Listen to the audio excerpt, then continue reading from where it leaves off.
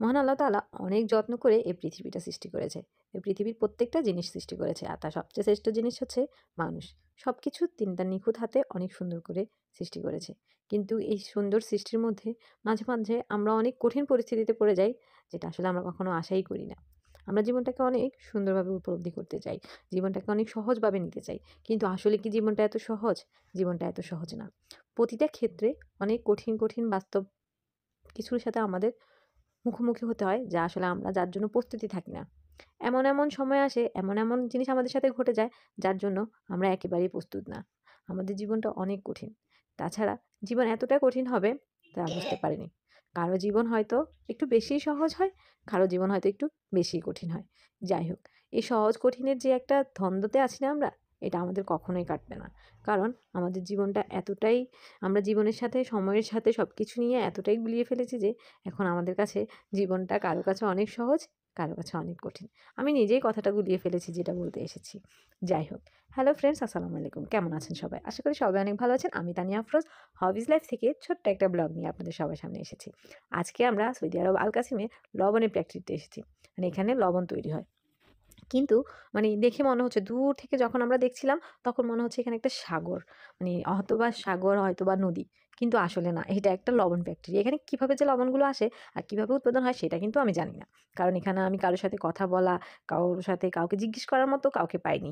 যাই পেয়েছি আমরা গিয়েছি, আমরাই দেখছিলাম। তো জিনিসটা এত, যেদিকেই তাকাচ্ছি দূর দূর সব ধো ধো সাদা সাদা দেখা যাচ্ছে। আর এই যে এই সাদা সাদা সবগুলোই কিন্তু লবণ। আর এগুলো কিন্তু আমরা হাতে নিয়েও দেখিয়েছি আর দেখাবো আপনাদেরকে, এবং আমরাও দেখেছি। একদম সম্পূর্ণ আমরা যে লবণটা খাই সেই লবণটাই। তো অনেক সুন্দর লাগছিল। আর এই যে সামনের দিকে তো আরও বেশি, মানে একদম পুরো মাঠের মতো হয়ে আছে সব, এগুলো সব কিন্তু লবণ। মানে জিনিসটা কত সুন্দর না? এই জায়গাতে এসে না আমার কাছে কেমন জানি সব সাগর, সাগর মনে হচ্ছিল। আর এদিকে আমার হাসব্যান্ড তো গানই গাচ্ছিল, সাগর পাড়ে আইসা আমার মাতাল, মাতাল লাগে। তো অনেক ভালো লাগছিল। আর তামজিদও বেশ খুশি হয়েছে। কিন্তু অনেকে বলবে এখানে দেখার কিছু নেই। জানেন এই সাদা ধুধো চারপাশে শুধু সাদা আর সাদা। এটা দেখতে না অনেক ভালো লাগছিল। মনে একদম শান্তি লাগছিল। আর মনে হচ্ছিল যে দেখো আমার মহান আল্লাহ তাআলার সৃষ্টিটা কত সুন্দর, কত সুন্দর করে তিনি এই দুনিয়াটা সৃষ্টি করেছে। কিভাবে মাটি থেকে, মানে পাহাড়ের থেকে লবণ উৎপাদন হয়। মানে জিনিসটা ভাবতেই অনেক সুন্দর লাগে না?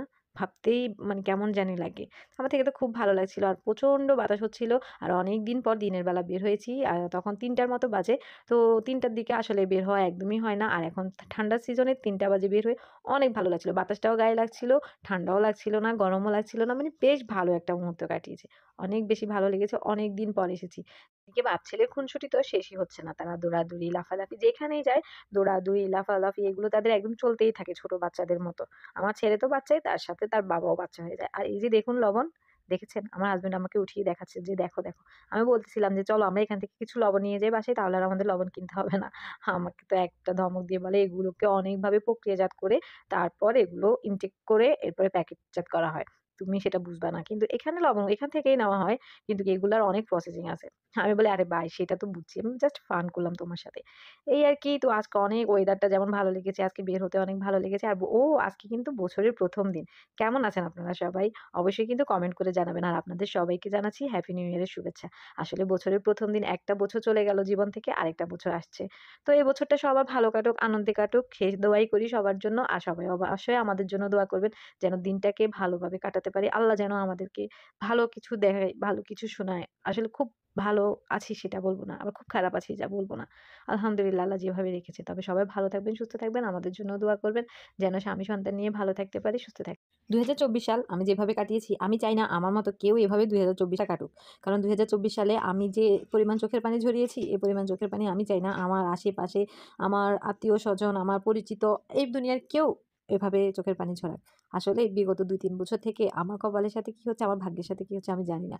প্রতিনিয়ত সময় আমাকে কাঁদিয়ে যাচ্ছে। সময় আমাকে কিছু শিখিয়ে যাচ্ছে। সময় আমাকে অনেক পরিস্থিতির সম্মুখীন করছে।